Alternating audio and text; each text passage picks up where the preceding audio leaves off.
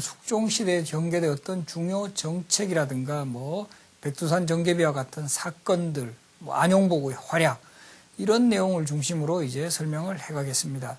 지난 시간에는 주로 이제 숙종시대 격화된 당쟁과 이 한국 이야기가 중심이 되었다면, 이 숙종시대의 사상이라든가 문화, 경제 정책, 그리고 주요 사건들을 중심으로 이 설명을 해나가겠습니다.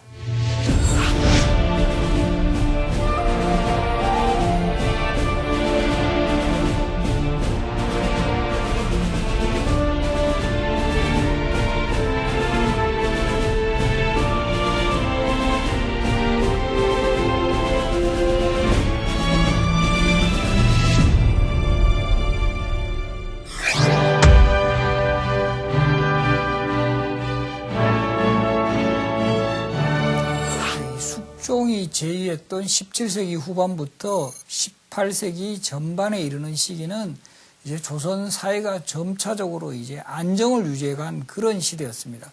사실 임진왜란, 병자호란이라는 엄청난 국난을 겪고, 또 국난 이후에는 그런 전쟁의 후유증을 수습하는 이런 과정들이 계속 전개되었습니다. 이 대표적으로 효종 때 이 북벌과 같은 강경한 이념 드라이브가 이제 전개되면서 뭔가 이제 국가에서 정치나 경제, 문화적으로 사업을 할 수 있는 이런 여력이 부족했고, 또 효종의 뒤를 이어 계승했던 현종 시대는 예속 논쟁이라 해서 또 치열한 예학을 둘러싼 논쟁이 벌어지는가 하면, 또 이때는 요즘으로 치면 IMF라고 할 수 있는 경신 대기근이 발생해서 아주 백성들의 생활이 피폐해지고, 이런 자연재해를 극복하려는 이런 노력들이 전개되면서 뭔가 본격적으로 정치활동을 하고 정책을 펼 수 있는 이런 환경이 이루어지지 못했어요. 그러다가 이제 1674년 숙종이 즉위한 17세기 후반부터는 또 그런 기운도 어느 정도 무르익게 되었고, 또 숙종이라는 왕 자체가 상당히 이제 카리스마를 가지고, 특히 이제 이 현종의 적장자라는 이런 또 프리명 같은 거, 이런 것이 겹쳐지면서 본격적으로 이런 다양한 정책과 문화, 학문 사업을 해나갈 수 있었습니다. 그럼 숙종시대를 대표하는 그런 업적으로 우선은 성리학의 이념이 본격적으로 구현되는 그런 사회를 만들어 갔다라는 점입니다. 물론 우리가 중종 때 이 조광조가 등용이 되어가지고 본격적으로 성리학 이념을 조선사회에 정착시키려는 그런 움직임이 일어났지만, 기묘사로 결국은 실패로 끝났고, 그 이후에는 사화의 시대, 당쟁의 시대, 그리고 임진왜란과 병자호란, 이런 전란을 거치면서 정말 성리학 국가의 조선이라는 모습이 제대로 갖추어질 수 없었습니다. 그러나 이제 숙종 때부터 본격적으로 국가에서도 성리학 이념을 강화하고, 특히 이제 지방에서도 많은 서원들이 이제 생겨나게 됩니다. 그래서 통계 자료 같은 것을 보더라도 숙종 때 전국에 가장 많은 서원이 설치된 것으로 나타납니다. 그리고 또 이제 문중별로 자신들의 어떤 조상을 모시는 그런 사후, 사당 같은 것도 유행하면서 성리학을 아주 그냥 익숙하게 실천해 나갈 수 있는 이런 조치들이 이 민간사회의 저변 확대가 된다. 그리고 또 중요한 것은 국가적으로도 이런 성리학 이념이 구현되는 국가를 만들기 위한 그런 노력들이 계속 전개가 됩니다. 그래서 숙종 때는 특히 성리학의 의리론이라든가 명분론 같은 것이 상당히 이제 강화되는 모습을 보이는데, 이 송시열을 배양한 화양동 소원은 이 대명의리론의 어떤 상징으로 상당히 이제 국가적으로 이 추승의 대상이 되고, 또 보면은 창덕궁 궁궐 안에는 대보단이라고 해가지고 우리 임진왜란 때 조선을 도와준 명나라 황제하고 그 명나라의 마지막 황제의 제사를 지내주는 이 제단을 세워요. 그래서 보면 이 지도에도 보시면 이 동골도죠. 이 동골도라는 그림에도 보시면은 특히 이 대보단이 크게 강조되어 있는 모습을 볼 수가 있어요. 그것은 그만큼 국가적으로도 이런 대명의리론에 대해서 충실하겠다라는 이런 의지를 표명을 한 겁니다. 그리고 이런 명나라에 대한 의리론이 계속 흘러가고 있은 것을 보여주는 사례가 명나라 마지막 황제의 연호가 숭정이라는 연호인데, 이 숭정이라는 연호를 끝까지 사용해요. 실제 공식적으로는 이 청나라하고 군신 관계를 맺었기 때문에 청나라 황제의 연호를 써야 됩니다만은, 주로 뭐 국가의 문서라든가 할 수 없이 청나라가 확인할 수 있는 문서에는 청나라 연호를 사용하지만 일반 사대부들의 문집에 보면은 전부 다 숭정이라는 연호를 써요. 이 숭정은 이미 멸망한 마지막 황제죠, 명나라에. 그런데도 숭정 후 몇 년 이런 식으로 계속 명나라 황제의 연호를 사용하는 그런 그 대명의리론이 강화되는 모습도 보입니다. 그리고 이제 국가적 사업으로 또 이 성리학 이념이 구현되는 나라 만들기를 위한 대표적인 조처가 바로 단종과 사육신의 복권입니다. 이거 되게 중요한 사안입니다.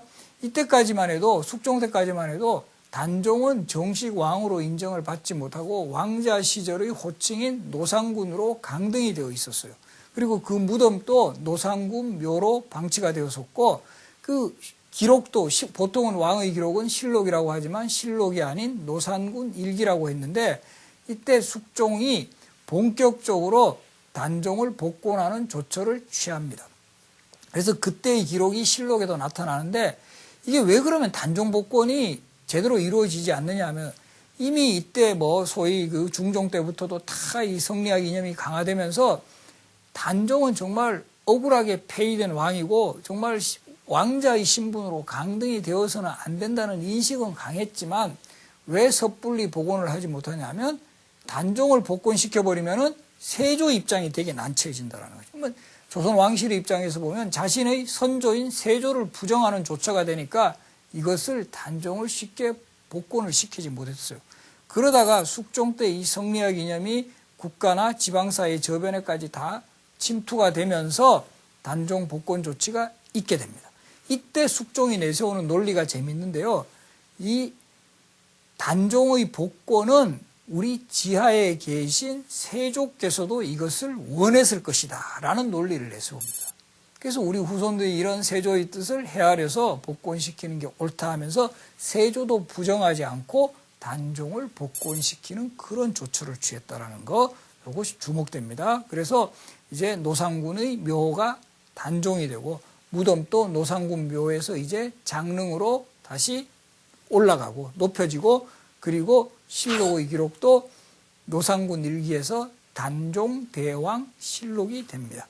그래서 지금 규장각에 단종 실록 원본이 이제 소장이 되어 있는데, 제가 규장각에서 이제 직접 확인했습니다만은 실록은 활자본이거든요. 활자본이기 때문에 그 내용 하나하나마다는 다 고치지 못했어요. 그래서 그냥 내용에는 노상군 일기로 나오는데 표지만 단종 대왕 실록 이렇게 나와 있습니다. 이런 걸 보면 이때도 이런 작업이 상당히 그 힘들었음을 잘 보여주고 있습니다. 그러면 또 이제 단종이 복권이 되면은 이제 또 누가 또 이제 떠오르게 되죠? 바로 단종을 위해 희생을 당했던 사육신. 사육신에 대한 복권 조처가 이루어지는 것도 바로 숙종 때입니다. 그래서 이때도 이제 그 숙종이 내세우는 논리 중에 하나는, 이 사육신은 당대에는 난신이었지만, 어지럽게 한 신하였지만 후대의 기준으로 보면 이건 충신이 분명하다 해서 단종의 복권 조치와 더불어 사육신의 복권이 이루어진다는 것. 그래서 성산문, 박팽년, 하위지, 이계, 유성원, 유흥부 등 6명의 사육신이 이제 정말 국가의 어떤 보상의 대상이 되었다는 이런 사실. 그래서 단종과 사육신의 복권은 성리학 이념이 본격적으로 구현되는 그런 나라를 만들려는 이 숙종시대의 시대정신이 함축이 되어 있다는 거, 이거 잘 기억해 주십시오. 그래서 이 숙종시대는 비록 숙종이 사사시킨 인물이기는 했지만, 송시열은 1689년 갑술한국이 1689년 기사한국에 사약을 받았지만 1694년 서인들 집권 이후로 바로 이제 복권이 됩니다. 복권이 되면서 여기서도 우리 송시열과 같은 인물은 끝까지 명나라에 대해서 의리를 지키고 성리학의 이념을 구현했던 학자라는 점을 인정받아서 송시열의 문집도 제목을 정할 때 보통 우리가 다른 학자들 문집 보면 다 무슨 집이거든요. 퇴계집, 율곡집, 뭐 화담집 이런 호를 따서 집자를 쓰는데, 송시열의 문집만 유일하게 송자대전이라는 명칭을 써요. 송시열에게 자자라는 호칭을 부여할 정도로 송시열을 부각을 시켰다는 거죠. 공자, 맹자, 주자에 버금가는 송자다. 이런 이 추승의 대상이 됩니다.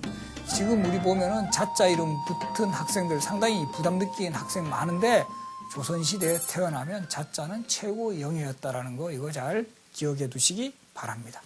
그리고 이 숙종 때부터 이제 청나라가 이제 중원을 차지했지만 저들은 실제로는 야만국이고 문명국이 아니다. 그래서 선진 중국에 발달한 선진 문명을 직접적으로 계승한 나라는 우리 조선이다라고 생각을 해서 작은 중화라는 의미에서 소중화 사상이라든가 이제 아예 우리 조선이 중화다라는 의미에서 조선 중화 사상이 또 상당히 이제 발전하면서 조선의 학문과 문화에 대한 자부심 같은 것이 고양이 되어 나가는 시기도 바로 숙종 시대부터입니다. 그래서 이러한 흐름들은 숙종, 영조, 정조 시대를 거치면서 조선을 대표하는 시대 사상으로 자리를 잡게 된다는 사실 이것도 잘 기억을 하시기 바랍니다.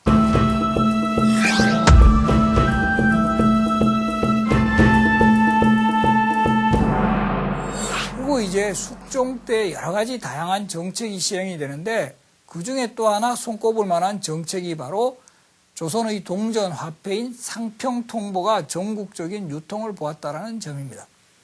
여러분들 조선시대 조선 건국 초기부터 다 화폐 있었습니다. 그죠? 동전도 있었고 조선통보니 팔방통보니 하는 동전도 있었고 또 저하라고 해가지고 종이돈도 있었고 심지어는 활촉으로 이제 화폐를 만드는 이런 화폐들이 제작이 되었지만 실용화는 거의 되지 못했어요. 왜 그러냐면 이때는 어떤 사회경제적으로 상업이라든가 이런 유통경제 이런 것이 거의 발달하지 못한 상태에서 사람들이 돈이 별로 효용을 못 느끼는 거예요. 돈보다는 쌀이라든가 옷감 이것이 화폐 기능을 수행을 하게 되는 거죠. 그러다가 조선 후기에 들어가서 점차 이제 이 세금을 이제 거둘 때도 이제 조금은 급납제라 그래가지고 화폐로 받게 되는 이런 문화 그리고 이제 상업이라든가 수공업의 발달로 인해서 좀 더 간편한 물건을 이제 사용해야 된다는 거 화폐로서 그런 수요 때문에 사실은 인조 때는 상평통보가 주조돼 가지고 어느 정도 종전 유통이 이제 쓰이게 되는 이런 기반이 조성이 되지만 역시 이제 또 바로 인조 때 전쟁이 일어나고 이러는 바람에 제대로 실용화가 되지 못했어요. 그러다가 숙종 때인 1678년 무렵에 가서는 본격적으로 상평통보를 대량 생산하고 전국적으로 유통을 시키는 그런 움직임들이 있게 됩니다. 그리고 이때 이제 상평통보라는 화폐는 상평청이라든가 호조라든가 훈련도감이라든가 여러 기관에서 이제 이 동전을 생산을 하게 합니다. 그래서 이 상평통보의 또 다른 이름 우리 화폐 그러면 뭐라고 칭하죠? 보통 엽전이라는 말을 많이 쓰는데요. 이 엽전이라는 말을 쓰게 되는 이유 중에 하나는 이 상평통보를 만들 때 이 주전 틀을 이제 나뭇잎 모양으로 만들었어요. 이 나뭇잎 모양으로 이렇게 만들고 거기 동그라미 같은 것을 해서 여기서 돈을 뽑아내거든요. 이 나뭇잎으로 생긴 주전 틀이라고 해서 나뭇잎 엽, 우리 낙엽할 때 엽자 쓰지 않습니까? 그죠? 그래서 엽전이라는 표현을 쓴다는 거. 요거 잘 기억해 두십시오. 그러면 또 이런 궁금증을 또 가질 거예요. 도대체 상평통보 그러면 우리 드라마라든가 이런 거 보면 보통 한양 이런 이야기 많이 하잖아요. 엽전 열단양 이런 표현을 쓰는데 그럼 그때 한양 정도에는 얼마의 가치를 가지고 있었을까? 이런 궁금증을 가지기도 할 텐데요. 대략 이런 것도 조선시대 화폐 한 냥이 얼마다 이렇게 쓰여진 건 없어요. 다행히 대전통평과 같은 법전을 보면 상평통보 한 냥으로 쌀을 얼마를 살 수가 있다라는 이런 내용이 나와요. 그래서 대체적으로 계산을 해보면 한 냥으로서 쌀을 쌀 수 있는 가치가 약 20kg 정도 되는 걸로 확인이 돼요. 그럼 지금하고 환산이 가능하죠, 그죠? 지금 쌀값 얼마 하죠? 아마 제가 마트 같은데 이것도 좀 들쭉날쭉해요. 무슨 청정미는 좀 더 비싸고 또 약간 기획살은 좀 싸긴 하지만 대체적으로 보면 한 20kg에 한 4, 5만 원 정도. 그럼 한 냥이 한 4만 원 내지 5만 원의 가치를 가지고 있다. 이렇게 생각을 하면 되는 거예요. 그래서 보면은 이 우리가 허생전이라는 소설을 보면은 허생이 그 당시에 변부자에게 찾아가서 그 1만 양을 빌렸다라는 그런 그 기록이 나오면 아, 요즘 화폐 가치로 대략 한 4억 내지 5억 정도 빌렸구나. 그러니까 이 엄청나게 이제 처음 보는 사람한테 이 사람 엄청 많이 돈 빌려줬구나. 이런 것들을 확인이 가능한다라는 거죠. 그리고 그래서 사실 한 양의 가치가 꽤 커요. 그죠? 그래서 한 양보다 훨씬 적은 단위가 한 푼이라고 있었어요. 그래서 우리가 지금 한 푼 줍쇼 그러죠. 그죠? 그런 뭐 거지가 동양 같은 거 할 때 그래서 요 한 푼이 10배가 되면 한 전이 되는 거예요. 그리고 이 10전이, 그러니까 1전이 10배가 되면 한 양이 되는 겁니다. 그러니까 한 푼은 한 양의 100분의 1이 되는 거죠. 그래서 대략 한 양 정도면 지금 기준으로 한 400원 내지 500원. 이거는 어느 정도 적합하다는 거죠. 거지가 동양을 할 때 한 푼 줍쇼 그러면 한 4, 500원 주는데 만약에 한 양 줍쇼 그러면 이건 약간 강도라고 봐야죠. 그죠? 4, 5만 원 주십쇼라고 하는 거니까. 그래서 이런 상평통보가 전국에 대량적으로 유통이 되면서 또 이것은 어떻게 되죠? 기본적으로는 상업과 수공업, 유통경제의 발전 선상에서 나온 거지만 또 화폐가 대량으로 유통이 되면서는 이런 것을 또 이런 산업을 아울러 발전시키는 효과가 있습니다. 그래서 우리가 조선 후기 숙종 때 하면은 항상 연상되는 그런 모습이 상당히 상업활동이라든가 유통경제가 이제 서서히 전란의 상처를 딛고 이런 산업이 다변화된다.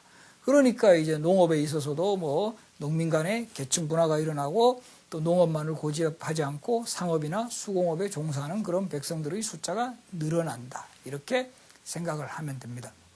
그래서 이 보면 조선시대도 화폐가 이게 자꾸 이렇게 유통이 되면서 또 부작용 같은 것도 따라요. 이게 고리대금업의 그 수단으로 화폐가 활용이 되면서 일부 사람들은 이 화폐를 그냥 자기 집 같은데 이제 뭐 몰래 독 같은데 막 숨겨놔요. 이거 나중에 그 차익 같은 거 실현하려고. 그런 거를 우리가 역사적 용어로 전황이라고 합니다. 이 돈이 황폐화됐다. 이런 전황이라는 부작용도 일부 일어나긴 했지만 시대적인 대세는 숙종 때 상평통보의 전국 유통을 바탕으로 화폐가 널리 보급되고 그것이 결과적으로 조선시대의 산업을 다변화하는 데도 일정한 역할을 하였다. 이렇게 정리를 할 수가 있겠습니다.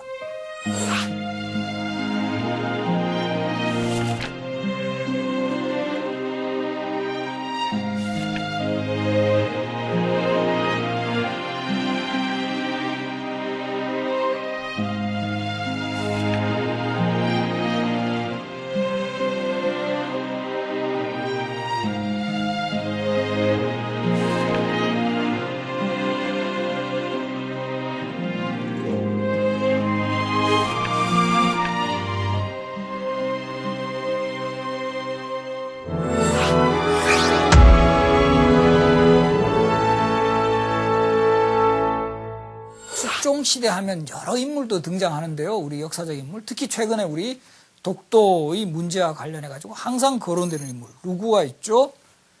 그 안용복이라는 인물이 있습니다. 안용복. 그래서 안용복이 숙종 때 울릉도와 독도 일대를 직접 답사하고 나서 이 지역이 우리 영토임을 확인하고 실제 일본까지 가서 일본의 그 대마도주에게 우리 땅이라는 것까지 확인을 받고 온 그런 그 상황이 벌어졌던 시대도 바로 숙종 때입니다. 근데 이런 것도 보면 조금은 안타까웠던 게 이런 조처에 대해서 정부는 상당히 미온적이었어요. 오히려 안용복이 그 문제 같은 거 이런 것을 더 크게 확대시켰다고 해가지고 오히려 뭐 감옥에 가두기도 하려는 그런 움직임이 일어났다는 거예요. 그리고 우리 숙종시대 하면은 또 하나 이제 떠오르는 인물 도적이 또 이때 횡행을 많이 했어요. 특히 숙종실록 기록을 보면은 검계라 그래가지고 칼 쓰는 이런 그 조직들 이런 사람들도 유행했다는 게 기록이 나와요. 요즘으로 치면 약간 뭐 조폭 이미지 이런 것도 있을 수 있어요. 그런 그 시대상에 아무래도 이것도 보면 빈부차가 형성되고 또 이제 가난한 백성이 이제 자꾸 양산되니까 이런 조금은 폭력적인 이런 분위기가 일부 형성되고 특히 이 시대에 그 황해도 일대를 중심으로 상당히 이제 경기도 일대까지 이 도적으로서 명성을 떨친 인물 장길산이라는 인물이 등장을 합니다. 장길산. 그래서 보면 우리 조선의 역사에서 3대 도적으로 평가받고 있는 사람이 홍길동, 그리고 임꺽정, 그리고 장길산입니다. 그래서 우리 성호사설을 쓴 대표적인 실학자 성호이익 선생은 이 조선의 3대 도적으로 이 세 사람을 꼽아요. 홍길동, 그다음에 임꺽정, 장길산. 그런데 지금은 오히려 이런 사람들이 의적 분위기가 되게 강해요. 그죠? 홍길동 같은 경우도 소설, 허균이 쓴 소설 홍길동전으로 탄생하면서 대표적인 의적이 되었고, 임꺽정은 그 일제시대 벽초 홍명이라는 사람이 역시 소설을 쓰면서 아주 유명한 의적으로 거듭 태어났고, 또 우리 장길산이라는 인물에 대해서도 최근에 와서 지금 소설로 많이 회자되고 있는 인물입니다. 근데 우리가 이제 뭐 주의해야 할 것은 그 시대에는 도적일 뿐이었다라는 사실. 그때는 철저하게 도적으로 인식이 되고 있었고, 그 시대에도 상당히 이제 관군들이 곤욕을 치러요. 또 이렇게 곤욕을 치르는 이유 중에 하나는 그래도 그 시대에도 이런 도적들에 대해서 우호적인 감정을 갖는 백성들이 분명히 있었다라는 사실이죠.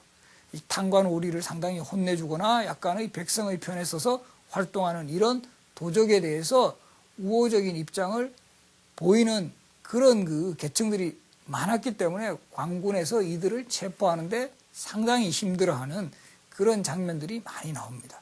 그리고 이런 도적을 가지고는 이 중심 소재로 해서 이런 소설이라든가 드라마 이런 걸로 또 많이 하는, 어떻게 보면 역설적으로 이 도적의 출현은 지금의 어떤 문화 콘텐츠로 이게 활용이 되고 있다는 점, 이런 것도 상당히 좀 아이러니면 아이러니한데 어떻게 보면 또 민초들의 삶을 풍부하게 해줄 수 있는 중요한 자산이 된다는 거, 이런 것들을 또 확인을 할 수 있습니다. 그래서 그러니까 1690년대에 활약했던 도적이 장길산입니다. 그리고 홍길동, 실존인물 홍길동은 연산군 시대에 활약했던 도적이고, 임꺽정은 명종시대에 활약했던 도적입니다. 그리고 이 숙종시대 또 하나 이제 두드러지는 그 현상 중에 하나는 국방 문제에 상당히 이제 관심을 가진 왕이 바로 숙종이었다는 거. 그래서 우리가 사실은 그 효종 때 적극적으로 이 북벌을 추진하려는 그런 계획도 세우고 구상도 세웠지만 효종 때는 잘 되지 않았다 그랬죠. 그죠?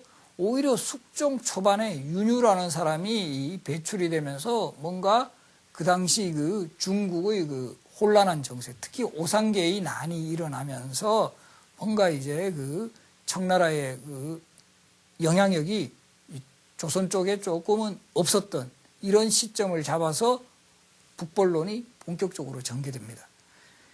그런 흐름이 이어서인지 숙종은 상당히 국방 강화에 노력을 합니다. 그래서 이 숙종이 국방 강화에 노력한 대표적인 사례가 강화도에 본격적으로 돈대들을 설치하기 시작해요. 그래서 우리가 그 고려시대에도 그 몽고족의 침입이 있을 때 강화도로 피난을 갔고, 조선시대에도 정묘호란이 일어났을 때 강화도로 피난 갔죠. 그죠? 그런 그 강화도는 계속 국방상의 가장 안전한 지대로 이미 판정이 나 있었고, 이 강화도를 좀 더 군사적으로 육성을 하는 것이 훗날 또 어떤 뭐 정치적인 문제가 있거나 또 외란이 일어났을 때, 외적의 그 어떤 침략이 일어났을 때 우리가 들어갈 수 있는 곳이다, 피난할 수 있는 곳이다 라고 판단을 해가지고 강화도에 특히 해안시설을 중심으로 이렇게 돈대를 되게 이제 확충을 합니다. 그래서 지금 여러분들 강화도 가보시면 뭐 각봇돈대라든가 이런 각종 뭐 그 국방시설이 많이 형성이 되어 있는데 대부분 그 첫 원형이 이루어진 게 숙종 때입니다. 그리고 영조, 종조 때 소위 그것을 업그레이드 해가지고 상당히 이제 안정된 그런 시설을 보이는 겁니다. 그리고 이 숙종 때 국방시설 확충하고 관련해가지고 했던 또 대표적인 사업 중에 하나가 북한산에 산성을 수축한 겁니다. 우리 서울이라는 도시가 성곽도시라는 거는 잘 알고 계시죠, 그죠? 그리고 이제 최근에 와서는 이 서울 성곽 같은 경우를 이제 그 한양도성이라는 이름으로 유네스코의 세계 문화유산으로 등재하려는 그런 움직임도 있습니다. 그래서 지금 또 서울 성곽 이렇게 가보시면 곳곳에 성곽 공사를 하는 모습들을 확인을 할 수 있어요. 그래서 기본적으로 서울이라는 도시는 방어 도시로서의 성격이 강화되었는데 숙종 때 와서는 이 북부 쪽으로 이 도성 밖도 더 신경을 쓴다라는 거죠. 우리가 보면 서울을 둘러싸고 있는 4개의 산이 있어요. 바로 북악산, 남쪽에 목력산, 동쪽에 낙산, 서쪽에 인왕산. 요거를 내사산이라고 합니다. 그리고 외사산이라 그래가지고 바로 북쪽에 외사산이 북한산, 남쪽 관악산, 동쪽 아차산, 서쪽 덕양산인데 가장 이제 그 북쪽에서 북방에서 외적이 침입해 올 수 있는 루트가 되는 게 바로 이 북한산 지역이에요. 그래서 북한산의 산성을 대규모로 수축을 하는 것입니다. 그래서 숙종 때 북한산성을 수축을 하고 또 하나 이제 주목되는 거는 북한산에 아예 행궁까지 설치를 해요. 행궁. 행궁이 뭐죠? 왕이 거처하는 임시 궁궐이라는 뜻이고 왕이 이제 행차했을 때 그곳에서 잠시 머물러야 할 필요성이 있지 않습니까? 그렇게 해서 행궁을 쌓아두는 것입니다. 그래서 이 내성, 소위 말해서 이 도성 안 이외에 북쪽에 더 외사산 지역에 성곽을 수축을 함으로써 훨씬 이중방어를 꾀하는 거죠. 이중방어를 꾀하는 거고 북한산 내에다가 행궁을 설치함으로써 왕이 자주 이곳을 찾겠다라는 이런 의지를 보였던 것입니다.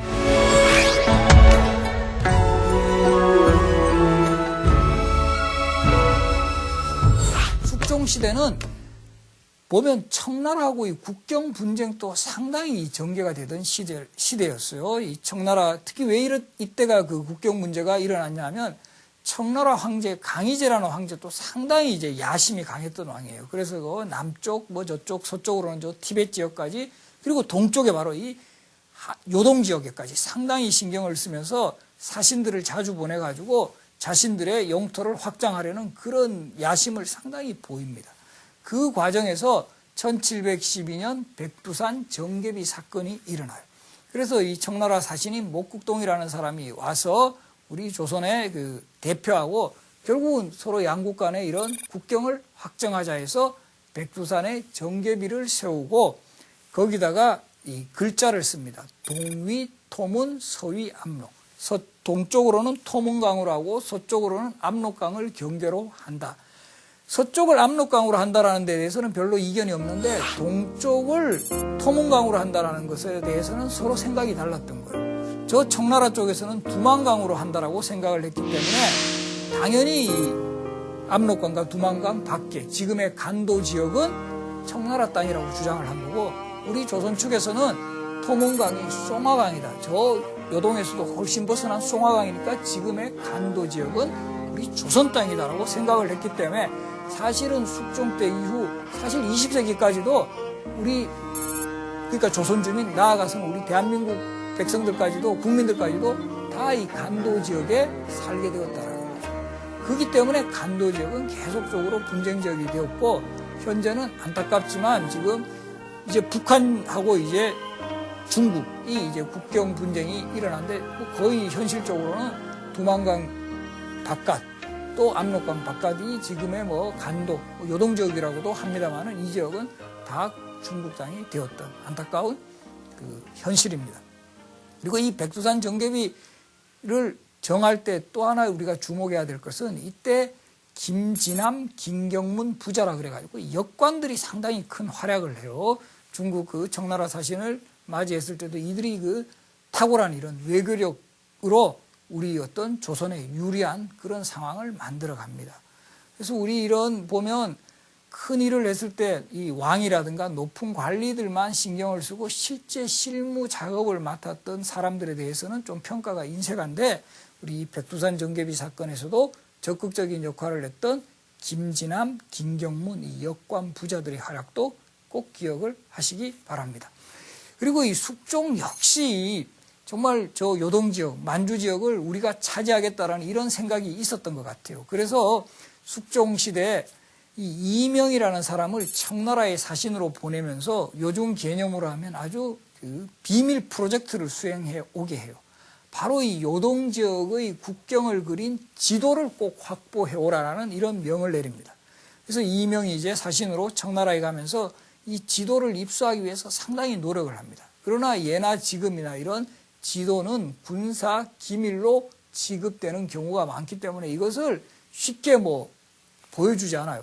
그래서 이 이명이 생각해낸 게 아주 그 청나라 사신을 잘 구슬러 가지고 그러면 이거 잠시라도 좀 빌려달라.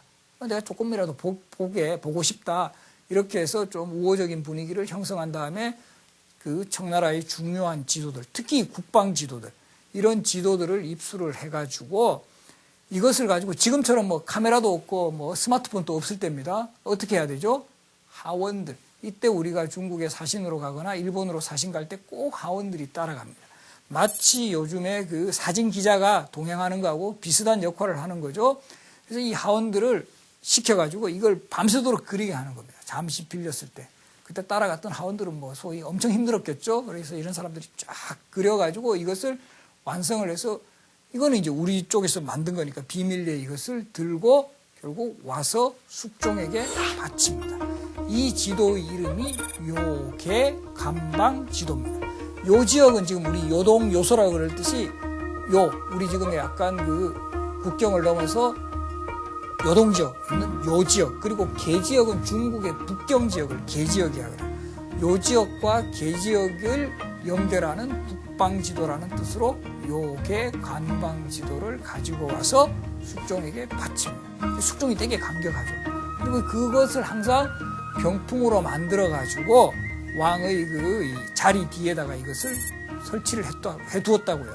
그래서 항상 수시로 요계 관방지도를 보면서 북벌의 의지를 또 다지고 또 한편으로 저 지역을 언젠가는 수복을 해야 되겠다라는 의지를 분명히 가졌을 겁니다. 그리고 백두산 정계비 사건에서도 볼 수 있듯이 청나라의 어떤 국경 문제에서도 뭔가 조금은 유리한 여건을 확보하기 위한 이런 노력을 보였던 게 바로 요계 관방지도의 입수와 그것을 병풍으로 제작한 거다. 이런 내용들은 사실은 마치 한편의 첩보전을 방불하게 할 만큼 이 극적인 장면들이에요. 그래서 이런 것들이 그 시대, 조선시대, 숙종시대에도 있었다라는 거, 이런 내용들도 잘 확인해 두시기 바랍니다. 그래서 전체적으로 이 숙종시대를 정리를 하면 그 오랜 전란을 극복하고 오래간만에 안정기를 맞은 게 사실 숙종시대예요. 그리고 숙종이라는 왕은 14살의 왕위에 올라서 46년간을 지휘했습니다. 우리 지금도 뭐 10년, 20년 그래도 장기 집권 그러는데 46년은 왕이 엄청나게 능력을 발휘할 수 있는 시대예요. 그리고 다행히 숙종이라는 왕은 상당한 카리스마를 가졌고 능력도 있었던 왕 같아요. 그래서 정치적으로는 이런 당쟁을 조절하는 그런 조절자로서의 능력을 갖추면서 그러는 한편으로 결국 왕권을 강화해 나가는 이런 모습을 보였죠. 그리고 이제 경제적으로는 뭐 상평통보 유통에서 볼 수 있듯이 이제 그 당시에 변화하는 산업 사회를 읽어서 화폐 제작을 본격적으로 추진했다라는 거. 그리고 이제 그 이념 쪽으로 보면은 조선 사회가 숙종 때까지도 그 당시 갈 길은 그래도 이 조선이란 나라가 성리학 이념을 구현하고 대외적으로도 대명의리를 지켜야 된다고 생각을 했기 때문에 단종이라든가 사육신의 복권 조치와 같은 이념적으로 뭔가 국가가 성리학의 나라로 모범을 보일 수 있는 이런 사업들을 전개해 나갔고 전국의 서원이라든가 사후가 가장 많이 이제 성행하는 그런 시대적인 여건을 만들었습니다. 그리고 이제 외교 분야에 있어서는 결국 개인의 활약이긴 했지만 안용복의 활약으로 인해서 울릉도와 독도 지역을 우리 땅으로 본격화시키는 그런 조처들이 이루어졌고 또 이 백두산 정계비 사건과 같은 청나라와의 어떤 국경 문제에 있어서도 나름대로의 그 영향을 발휘하면서 우리 영토에 대한 인식을 좀 더 확고히 하는 그런 기틀을 마련했다. 그리고 이 요계관방지도의 제작에 볼 수 있듯이 우리의 영토에 대한 그 애착 같은 거 이런 것이 보였던 시대가 바로 숙종시대였습니다. 그래서 이 숙종시대는 결국 당쟁의 시대에서 이제 탕평의 시대로 가는 과도기적 역할을 한 왕도 숙종이었고 영조, 정조 시대에 보여주는 정치, 경제, 사회, 문화의 많은 탁월한 업적들을 이제 만들어 나갈 수 있는 어떻게 보면은 전초전의 역할을 했던 왕도 숙종이었다라는 거. 그래서 그만큼 그 숙종 시대에는 다양한 업적이 있었다라는 거. 이것을 이해를 하고 영조, 정조 시대를 살펴보는 거. 그래서 영조, 정조 시대도 그냥 온 게 아니었다. 이 숙종이라는 왕의 탁월한 정치력과 다양한 업적들을 쌓아놓은 바탕 위에서 그 영조 종조 시대의 그 문화 중흥이 가능했다라는 것, 이런 것을 확실히 기억을 하면서 우리가 보는 것이 역사를 좀 더 계기적으로 이해하는 기반이 될 것입니다. 오늘 숙종시대의 강의 마치겠습니다. 고맙습니다.